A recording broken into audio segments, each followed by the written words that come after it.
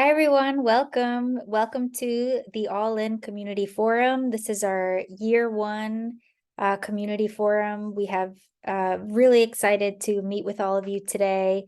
My name is Sarah Casisio. I'm the director of All In, and I welcome all of you to please add your name and organization into the chat as you're entering. I'll give everyone a minute to log in and join us today.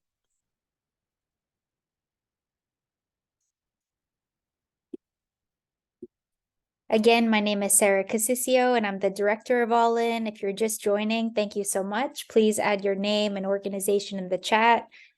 We hope, like several of our sessions before, to have a really active, chat discussion as we share some of our reflections for the first year.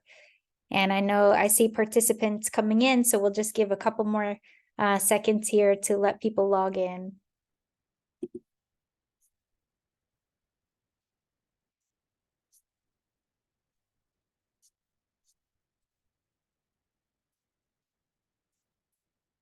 All right, so welcome back. As we get started today, I would first like to thank Dollar General Literacy Foundation for their ongoing leadership and generous support of the Adult Literacy and Learning Impact Network. We can't, appreciate Dollar General enough, especially Deneen and Lindsay, who have been incredible thought partners as we get this work going. I also want to thank my partners at the Barbara Bush Foundation for Family Literacy, including many behind the scenes who have worked in terms of communications, operations, to get this work going, including this webinar. I also want to thank our amazing group of leaders who are part of the Coordinating Council, many of whom you'll hear from today. We have 14 organizations on a national scale that are part of the All In Coordinating Council, and really excited to talk about some of the work we've done together and where we hope to continue going. And finally, I want to thank so many of you, our friends, colleagues, and partners in the adult learning ecosystem. Many of you contributed to the original National Action Plan, which is, a foundational text in the All-In efforts, and continue to be part of this initiative in various capacities. So thank you guys so much. If you're just joining, please add your name and organization in the chat. And keep in mind, we do want this to be a community forum. So at the end, we'll have some time for questions. If you'd like any of the Coordinating Council members to answer your question, please also put it into the Q&A, which is a feature in Zoom. So we're going to get started in our meeting today. Welcome back. We'll share a little bit of progress toward the National Action Plan, as well as where we are on some of the key priorities and initiatives. And finally, you'll hear from some of the Coordinating Council members about why they, are part of this initiative and where they hope to go. And finally, this time we hope to hear from more of you and answer any questions you might have about All In, or where we've been, where we're going. So just to get started, as many of you know, the National Action Plan for Adult Literacy was created by more than 100 experts in the field, including researchers, practitioners, government employees, so many people that came together to address this issue collectively. And, the plan outlines 5 key mutually reinforcing initiatives, beginning with engaging adult learners as movement leaders, which we'll talk a little bit more about, raising awareness and advocating for change, expanding outcomes-based research, supporting adult literacy instructors, and finally, investing in innovation while scaling proven approaches. This is not a perfect plan. We recognize that it is a plan, right? The work comes now where we actually start to implement pieces of this plan in a way that's meaningful, and most importantly, centering the learner's lived experiences. So we'll talk more about how we are making progress on this plan as we go. And as I mentioned, phase 1, even before the Adult Literacy and Learning Impact Network formed, was really about bringing together leaders in the field to create a kind of shared understanding of the challenge, but also shared solution through the National Action Plan. Phase 2, we're smack in the middle of phase 2 right now, where we've established a collective impact network. You could think of that as the implementing arm of the plan, so to speak, where we've been able to set priorities, start to develop some pilot projects, as well as a shared funding strategy to advance collective efforts. And finally, we have been in the works to design and soft launch an awareness campaign, so to speak. We're thinking about key messages that resonate with different stakeholder groups. This is currently underway. And for phase 3, that's still in development, but we are hoping to generate more targeted messages that resonate with stakeholders in and outside of the adult learning ecosystem, as well as scale access to high quality programs. And most importantly, we want to explore ways that we can be accountable to adult learners and practitioners in this space. If we're not able to say how this work is benefiting learners themselves, current and prospective, then we're all just busy on Zoom. So we want to make sure that what we're doing is meaningful and really making an impact in the lives of individuals, but also all of our day-to-day work. So this year for 2023, this past year, I should say, we identified kind of 3, and the 4th goes with everything, 3 areas to focus on, which includes increasing awareness of adult literacy needs. Second, improving quality of adult literacy programs through important, data-driven research. And we're very excited to announce our small grants winners today, who are part of that research initiative. Third is to expand access to needs-based literacy programs and services. Part of this work this year was just defining together, what does access really mean? How can we move the needle on this? And fourth, is develop and implementing a comprehensive funding strategy to support all-in initiatives. We are really considering how we can leverage the 14 organizations to develop, pilot initiatives where each group has, their own superpower, and how can we kind of pool resources to advance this work collectively. We're, excited to keep going with that. So first, I'll share a little bit about our work to increase awareness when it comes to adult literacy. And one of our first goals, and this is part of the National Action Plan as well, was to co-develop a targeted research-based kind of grass tops awareness campaign. When we started to dive in a little bit more into the campaigns that have already been done, and many of you shared with me amazing resources, research, results of previous campaigns. So we looked through and started to think, where can we really do something different? And so rather than start a new literacy campaign right away, we decided to invest in research across different stakeholder groups to understand what types of messages would even resonate with employers, for example, policymakers, and adult learners themselves, so that we could really understand in our changing, digital world, how we can advance adult literacy across sectors. One of the key things that we aim to do is really bring adult literacy into the forefront as everyone's issue, not just an issue of adult education. And so we thank so many of you for being part of that, for informing this work.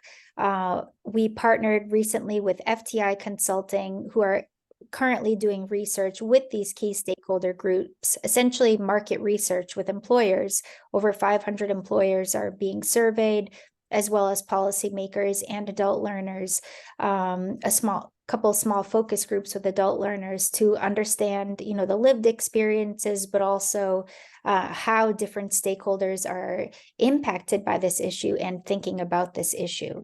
So one of the findings is, for example, that many modes of communication, such as long form white papers and reports, which I am also part of this group, we in the adult learning ecosystem often publish these kinds of reports. It's helpful to the field internally, but as a broader communication strategy, it's not really, getting the punch. We're not necessarily communicating in ways that resonate with people outside of our field, which we all kind of knew, but to see the data is really impactful. So as a field, we're starting to think, as part of All In, ways that we can think about more shorter, digestible forms to communicate. And Pro Literacy released recently a set of videos. And we're going to drop in the chat a link so you can see some of those, but short PSA videos, for people to understand, just to see, feel what this issue is like. So we are continuing to work on this multi-sector, awareness campaign, and excited to share more about that in the first quarter of 2024. So we'll drop some items in the chat. Secondly, we released a white paper in 2023, investing in multiple literacies for collective empowerment. One of the things we've talked a lot about is that reading levels in and of itself, while informative, it's not the be all end all of our work. We want to think about how people can navigate their daily lives using multiple literacies. So that means, understanding how digital literacy interconnects with financial literacy and health literacy and those foundational reading and writing skills. So we'll drop into the chat a link to that paper if you haven't already checked it out. Although FTI, and others have informed us, we need to come up with other ways to share this out besides white papers. And finally, this is an area we're super excited about through our partners in All In, especially National Coalition for Literacy, NCL, and COABE, which is the Coalition of Adult Basic Education, in partnership with Engage. We were able to put together a Senate staff briefing called Leveraging Adult Literacy to Boost Economic Opportunity. It's a mouthful, in the United States. And we are thrilled. This builds on the launch of the U.S. Senate Caucus on Adult Literacy, which is co-chaired by Senator Collins and Senator Reid. They've been extremely committed to this issue of adult literacy in their states, but also on a national scale. And so we are thrilled to have the opportunity to inform Senate staff, and we had representation from I can say 23 states that joined us that day to talk about how this issue impacts the economy at the individual, but also at the collective level. So we'll also drop into the chat a link to the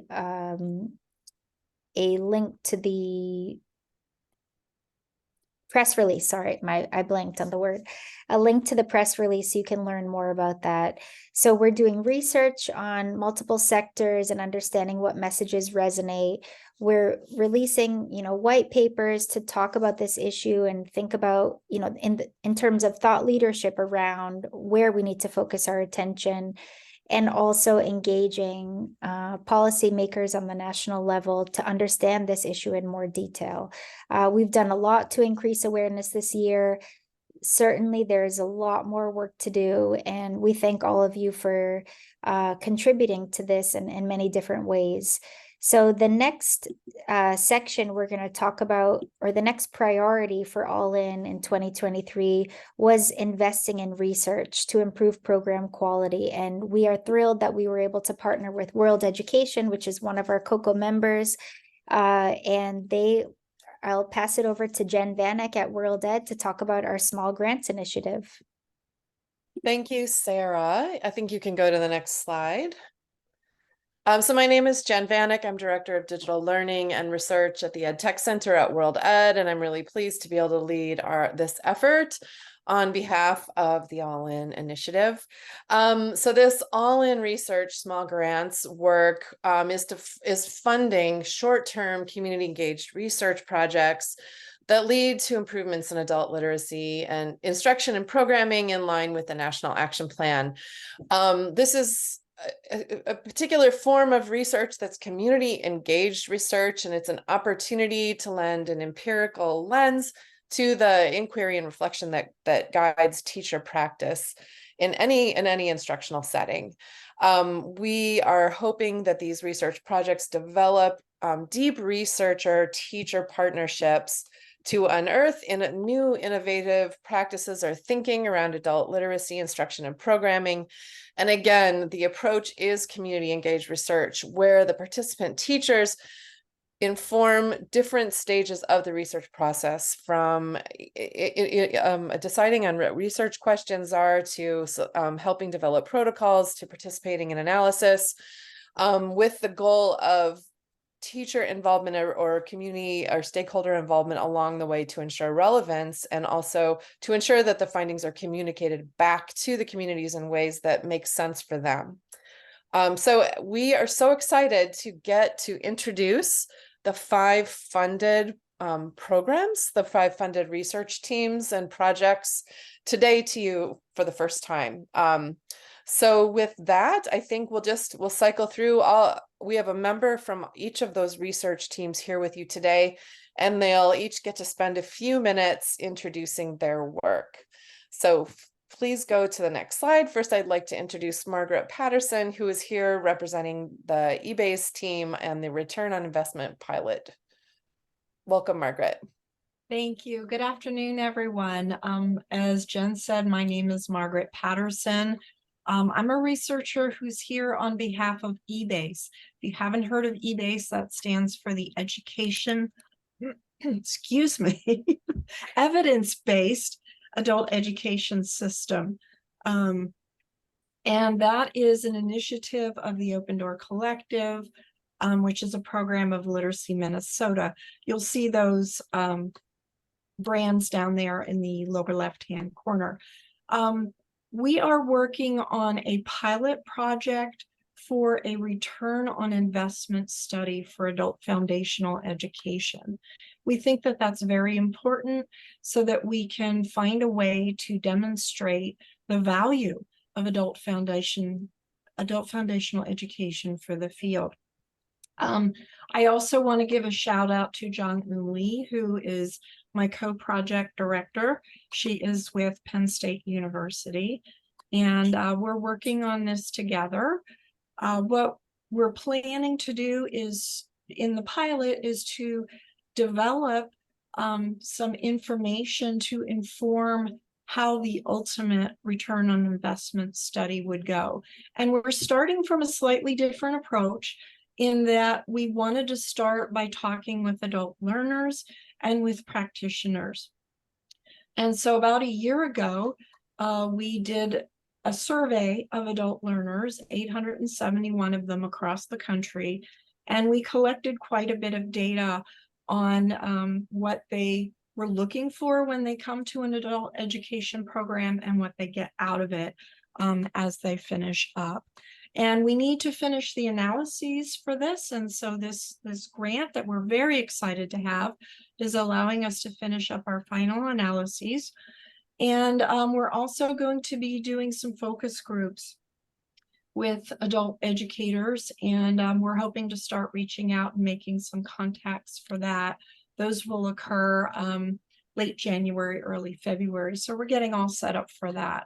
We're very excited to have this opportunity, and we look forward to getting the pilot going.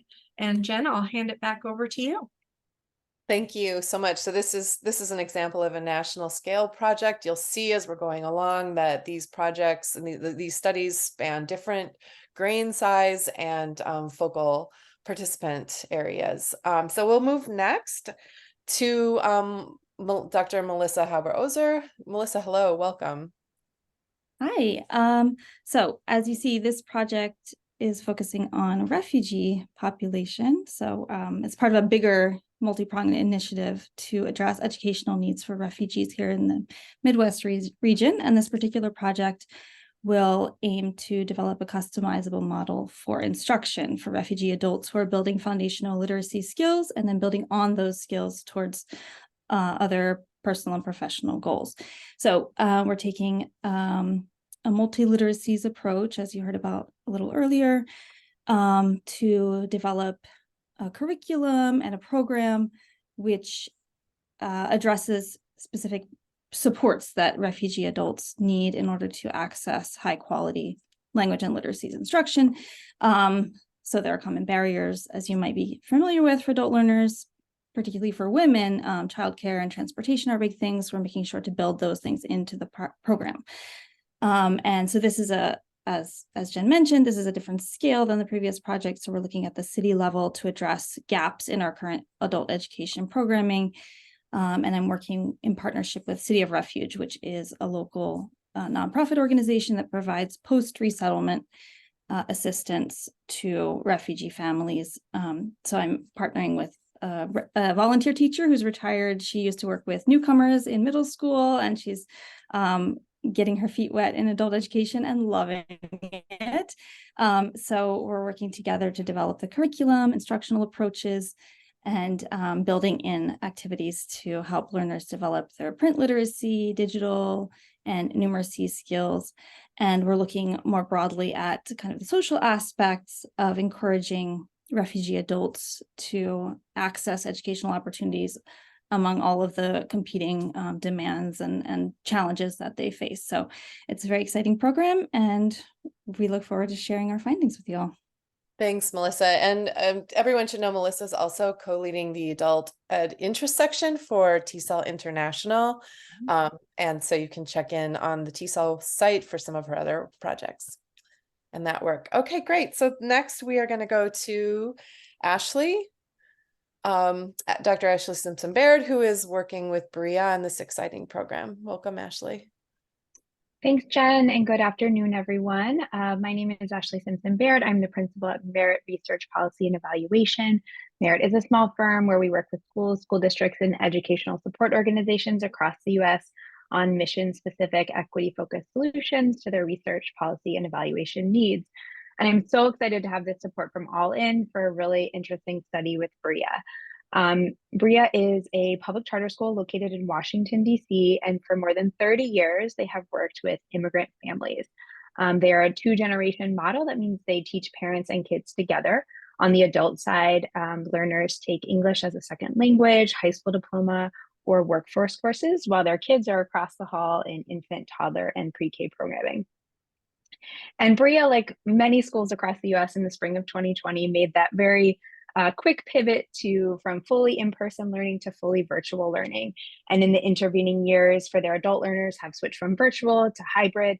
And then this school year, for the first time, are offering all three modalities. They're offering in-person, fully in-person learning, hybrid learning, and virtual learning. So this unique opportunity allows us to sort of study how this is playing out for students. This project specifically builds off of 3 years of work that I've done with Berea to help them determine their program delivery models. And this phase specifically will examine learners' outcomes by each of those modalities, as well as their access to wraparound supports and student and staff experiences within each of those modalities. This study will include administrative, attendance, survey, and focus group data, and will include many opportunities for the Berea community to contribute to the study design and interpretation of the study findings. I look forward to returning in the spring to share some of those findings with you. Thanks, Jen. Great. Thank you so much, Ashley. And we will move next to, I believe yes, Dr. Elisa Belzer. Hello, Elisa, welcome. Could you tell us a little bit about this study? Hi, everybody. Do you want to put my camera on? There we go. Thank you very much. First of all, I want to say thank you so much to All In for awarding the grant to us. Whoops, lost our slide. And to World Education for their support in administering the grant process and all the help we got in writing the proposal. So our project, I'm partnering with ProLiteracy, who many of you know focus on especially readers who are at the 4th grade level equivalency or below. And the project is really grounded in the idea that although some programs obviously collect assessment data for accountability purposes for WIOA Title II, there are many programs that are not Title II programs who are serving this population. And even if they are Title II programs that do assessment for accountability purposes, the assessment that they're doing is usually a pretty blunt instrument that doesn't necessarily give teachers a lot to go on in shaping instruction.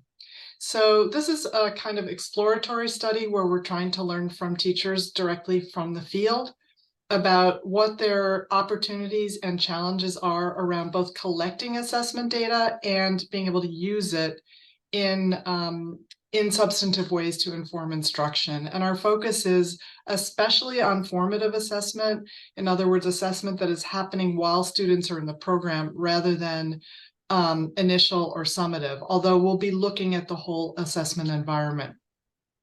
Our basic approach is we're going to recruit a small group of practitioners to participate in a focus group where they'll be giving us a sense in a pretty detailed way about their assessment practices and also, as I said, the challenges and opportunities that they have. And then through this focus group, we'll have data about this that will inform the development of a survey study that will go out very broadly nationally to practitioners who are serving this population. The focus group members will participate in helping to design that survey based on the data that emerge from the focus groups. They know their own experience. They heard each other, but there'll be 2 focus groups. So they'll be looking across all the data to help me develop the survey. The survey will go out this winter, in the spring, when we have the data back in the late winter, early spring, the focus group participants will come back together to help me look at the survey data to identify sort of themes and patterns that emerge. And the point of this is to help inform thinking about digital tools that could help inform the effective collection and use of assessment data. And also professional development. What are the needs? How does professional development fit with the sort of broader context of supports and opportunities around assessment?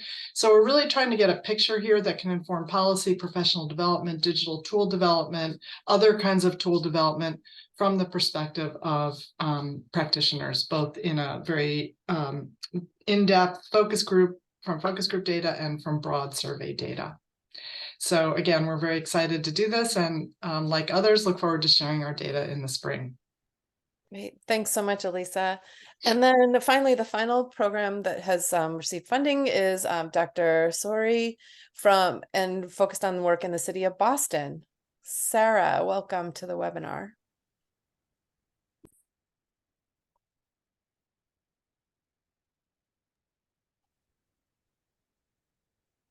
I think we have Sarah here, no? It actually might be Brooke Machado. Oh, Brooke's here. I'm so sorry, Brooke. Welcome, Brooke. Thanks for being here. Hi, thank you. I am Brooke Machado, and I am here representing the City of Boston Office of Workforce Development. First, I'd like to say thank you to All In and to everybody working together on this project. We're so excited that our proposal got accepted. So about the work that we plan to delve into, the City of Boston's intersection with adult education comes through primarily through a network called Adult Literacy Initiative that the City of Boston has coordinated for about 40 years now. So that network is comprised of currently 29 adult education Boston-based providers that provide ESOL, digital skills training, HiSET and GED preparation, among others. And we want to work in our position as part of the City of Boston municipality to leverage our relationships with occupational training providers and adult education providers to get to the crux of what impedes so many adult learners from transitioning from ABE into occupational training programs. So we plan on doing this work by first gathering information from stakeholders, that we'll be conducting several focus groups that will involve current and former ABE learners, a focus group with ABE practitioners, and another focus group of occupational training providers to begin to identify what are the barriers that they see that often present so many obstacles for AB e-learners to successfully make the transition into workforce training and complete those trainings. We'll be conducting what we hope to be a citywide, even a statewide survey after those focus groups to hear from as many, experts in this work that we can. And we were going to bring all of this data together at a convening in February, where we will, through a workshop model, discuss our findings and look to our participants at the workshop for advice on how to guide the city of Boston in its own policy and how we work with programs that we fund to better connect these very separate groups of stakeholders and systems. So we're so excited that we get to dive into this work with All-In's support. And we look forward to sharing what we learned with this audience. Thank you. Thank you, Brooke. So congratulations to all the teams. Thank you to any of you who might have been on the call, who may have served as reviewer. And thanks again to All-In and Dollar General for supporting this work. We will have final updates from these teams at a webinar in early May. And so look for information about that in the future. Thanks, Sarah.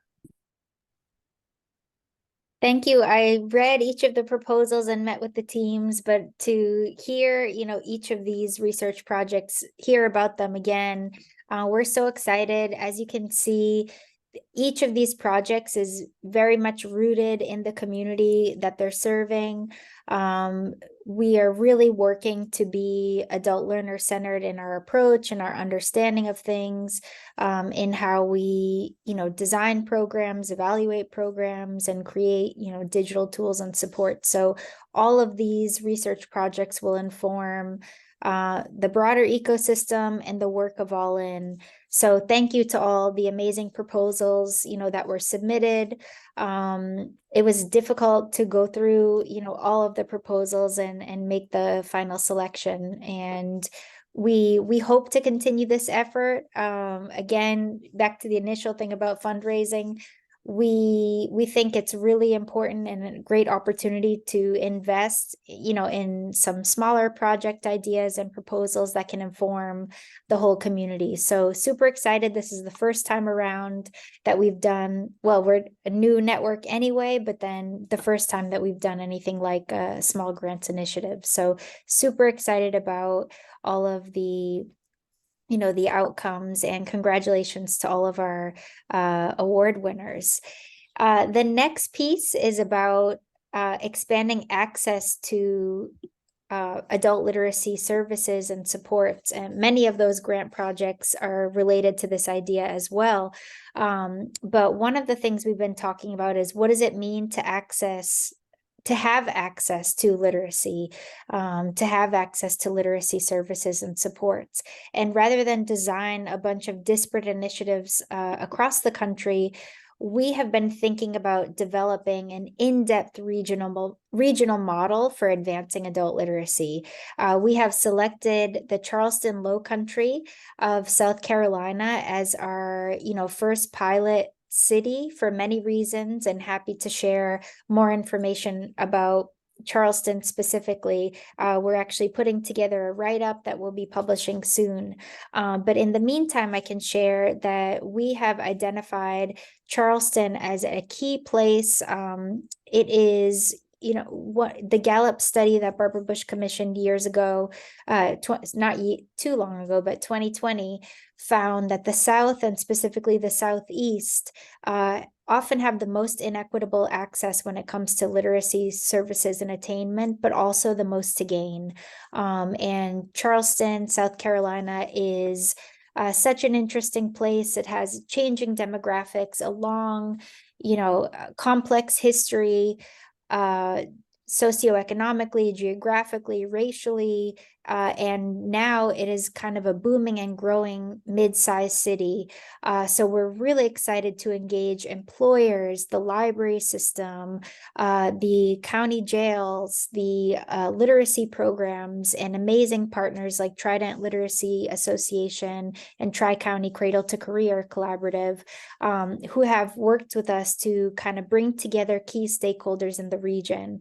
In September of 2023, we had 10 coordinating council members at the national level join over 40 local stakeholders that we were all convened at the Metro Chamber of Commerce, the Charleston Metro Chamber of Commerce, to kind of talk through what would a regional model to advance adult literacy look like.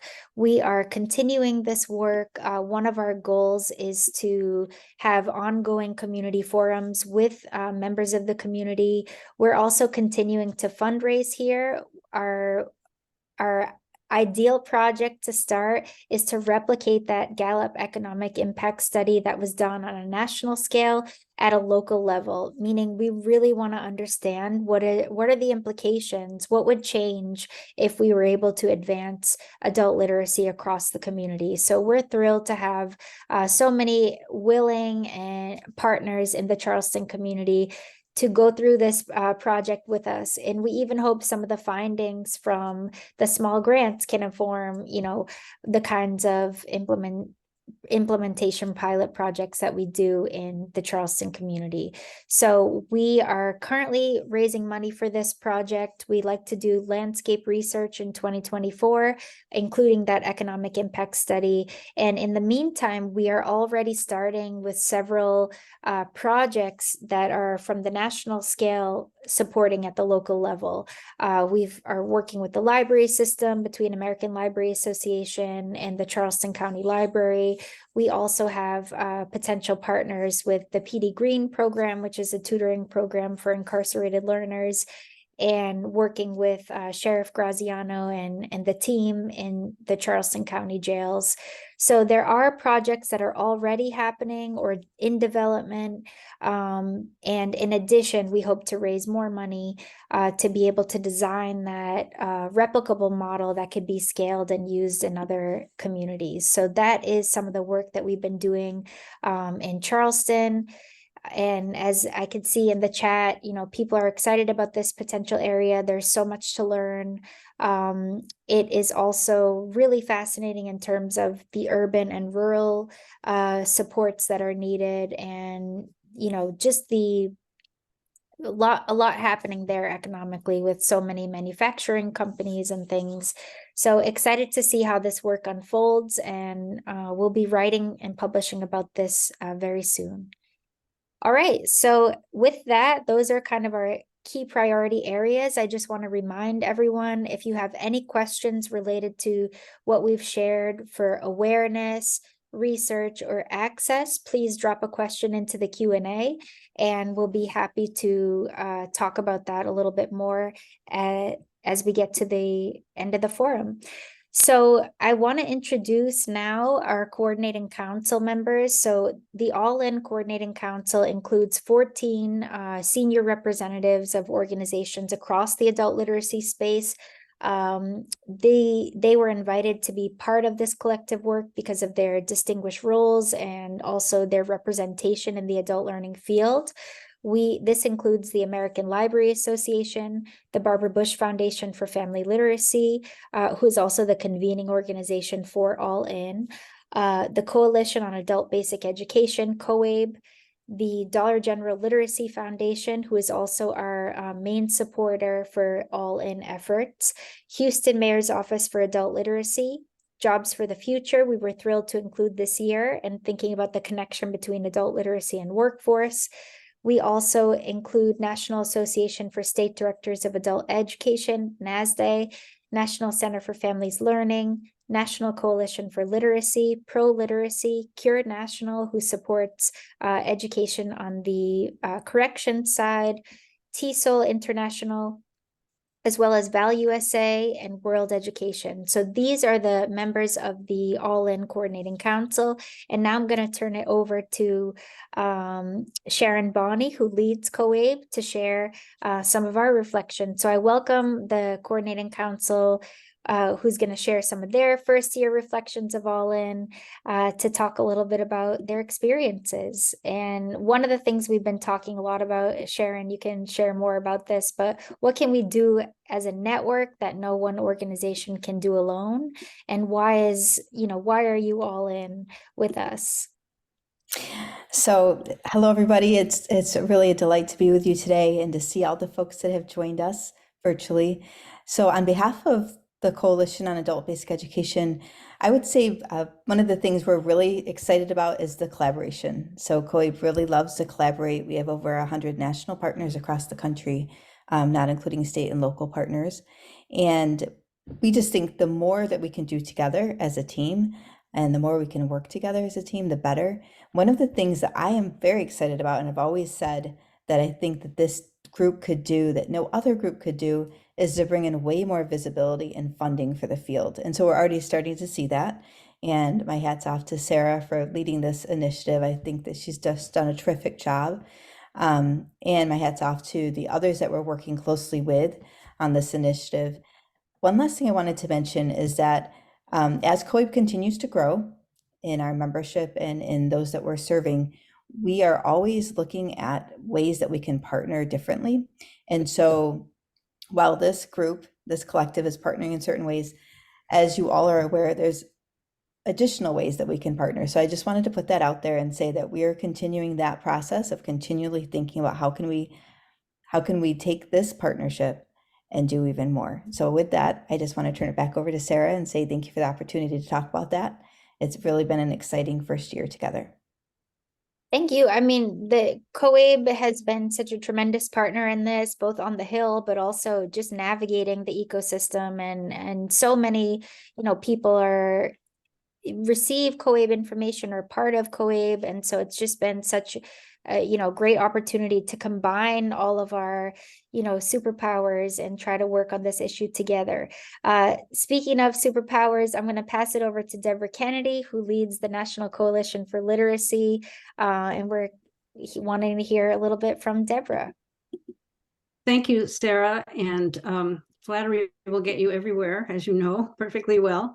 I'm Deborah Kennedy. I'm the Executive Director of the National Coalition for Literacy.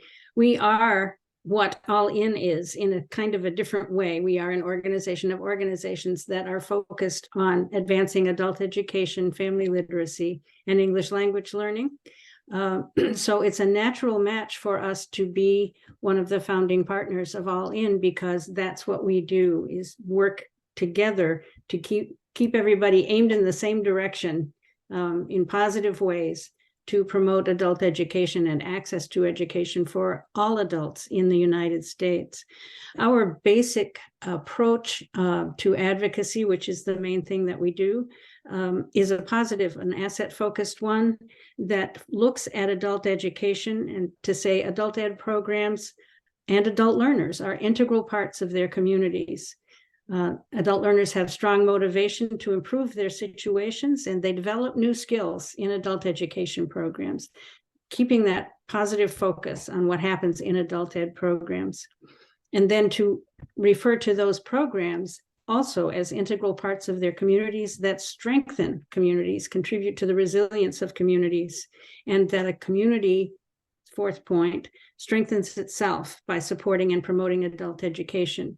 So those are our four basic principles for advocacy, and those are principles that All In is on board with as well and following up with as well. I'm really excited about these 5 research projects because I think what they are going to show us is actual research results that confirm that positive approach. So it is extremely important for NCL to be an integral part of All In. As Sharon said, Sarah is a terrific leader for our efforts, and we have a sort of a mutual admiration society going on here.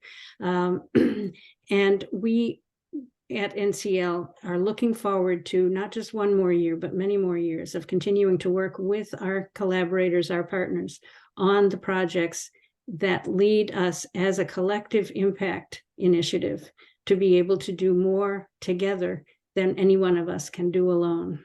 Thanks, Sarah. And now I will turn it over to my colleague, Mark Venice, who is the president and CEO of ProLiteracy. Thank you, Deborah, and thank you, Sarah, for your amazing leadership for the work that we do here at all.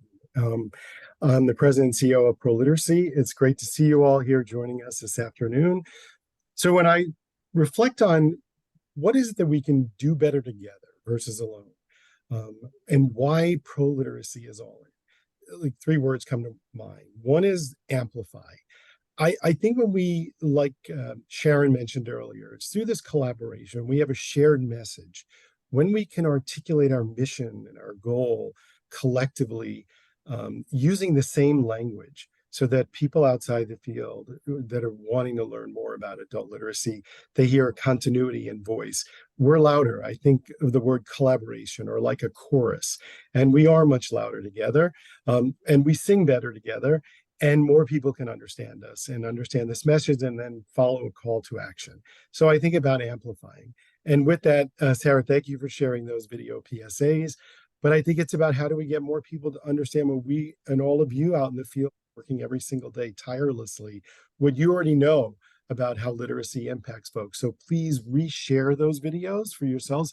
A lot of people reposted them, but help people understand what does that mean from a health literacy perspective. And then it's looking at a medicine, a prescription bottle, or for civic engagement and filling out voter registration. So please share it, because again, our voices are loud together. The other word that comes to mind to me is momentum. I think as we row together and as we follow and we go in the same direction, I think we pick up speed and we get a flow together and our energies are working together. And it makes me think about the bipartisan Senate caucus. We think about 22 states represented. That's phenomenal. And that's extraordinary. And we think that we see momentum happening there. And that's thanks to a lot of my colleagues here in All In.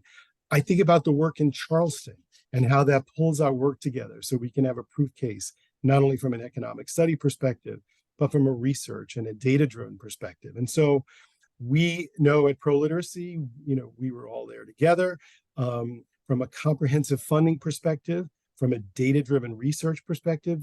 We're going to be working on 2 projects that we already have funding for, not only nationally, but we're making sure we're working with organizations in Charleston in our Hidden Millions project, which is about expanding access and getting to more adult learners through their children in pre-K, KN1, and also our Navigating Success program. And we're partnering with programs in Charleston. And lastly, I think it's about all of us as we work to expand access, keeping the adult learner at the center, is how do we communicate better with adults and prospective adult learners? How do we as a field bring more adult learners in? And we can only do that together.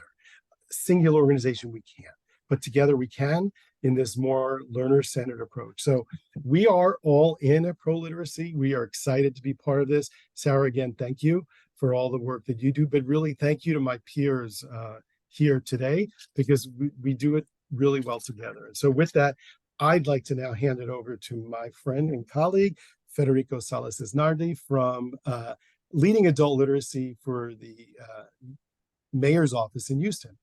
Federico. Thank you, Mark, and hello, everyone. As Mark said, I'm Federico Salas-Isnardi. Many of you know me, Mayor's Office for Adult Literacy. And the Mayor's Office for Adult Literacy was created to provide advocacy. So that is our first most important goal, is advocating for adult literacy services for adult literacy students and providers. In 2019, my office was founded in September. In November, the Barbara Bush Foundation was convening that first symposium. In 2020, just a few months later, we were in the pandemic and had little to do. So Houston started developing a strategic plan for adult literacy, the Houston Adult Literacy Blueprint that the mayor of Houston adopted officially in June 2021. This goal, this strategic plan has 7 goals. what happened is that while we were writing ours, the national plan was also being written, and we made sure that our blueprint was aligned to the national plan.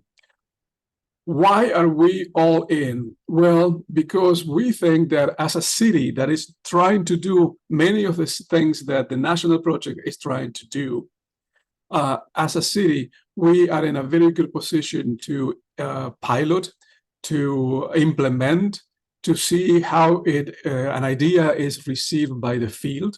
So that is why we are all in. Also, I tell you very honestly, we are all in because when I talk to the field and I say, well, you know, there is a national plan and that is aligned to ours, it excites people because they see that they are part of a bigger effort, not just a local effort in Houston. Now, Houston is big enough, but the fact that they can see our plan as part of a bigger plan is very, very exciting.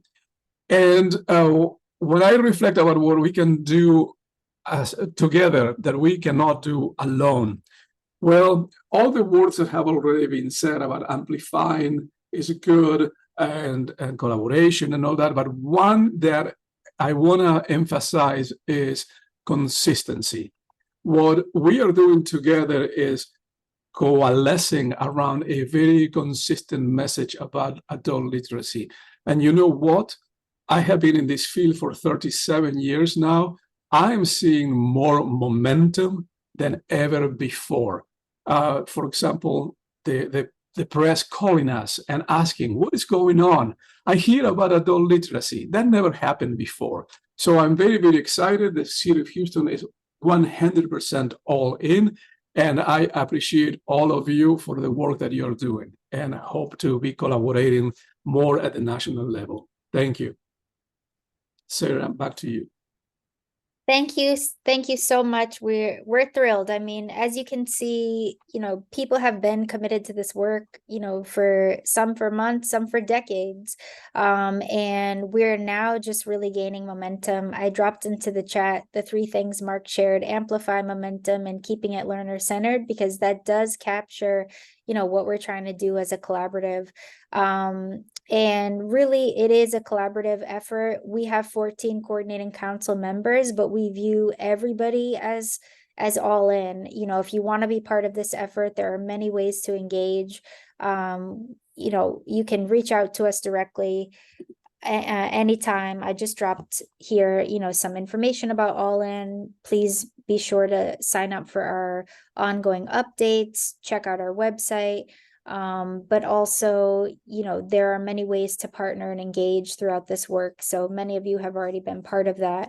I want to give a chance to people, you know, who are part of this forum to ask any questions. And I know we've had an active chat here throughout the time, but if there are any, you know, specific questions you want to ask for members of the COCO or even the researchers, if they're still on, please feel free.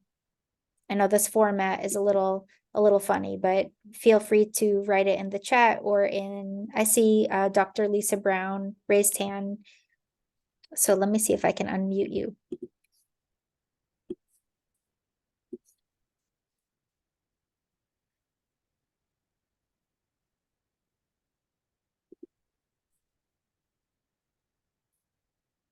Can you share, Lisa? Let me see.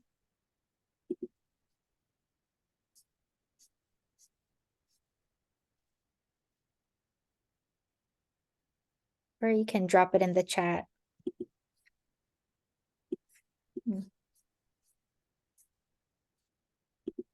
Oh, there we go. Dr. Brown, you should be able to share now. Okay. Okay. Can you hear me? Yes, thank you. Oh, what exciting opportunities and activities you guys are doing. I'm so glad I got to join today. Thank you for doing this. And one of the things I was interested in is grant opportunities that would support the kind of activities that we saw explained. Is that separate from the pro-literacy training opportunity? And is your recommendation that you participate in that first and then possibly pursue, you know, some of the grant opportunities?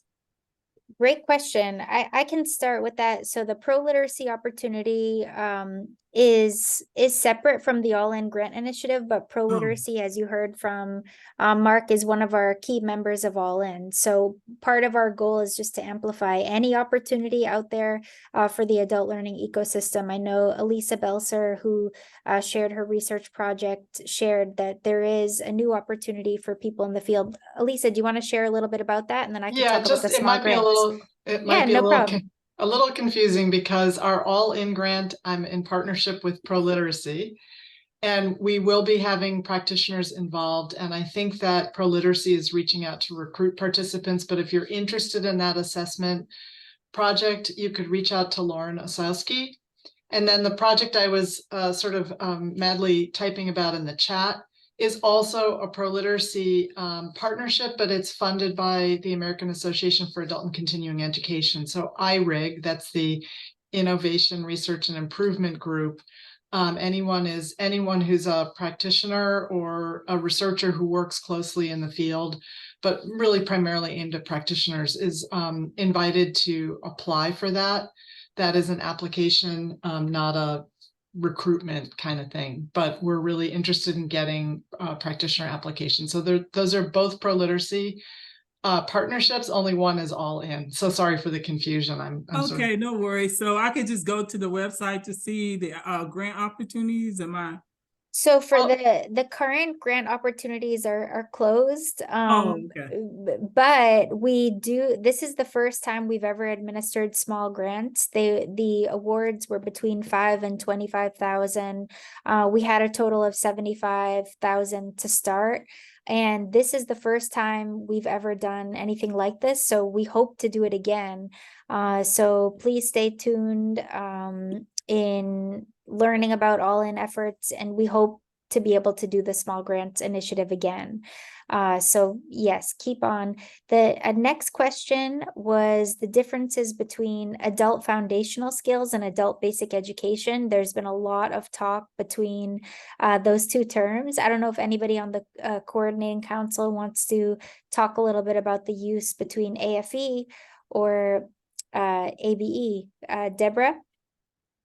I can take that, but I hope that Margaret will chime in because she's been more involved with the folks developing those definitions than I have.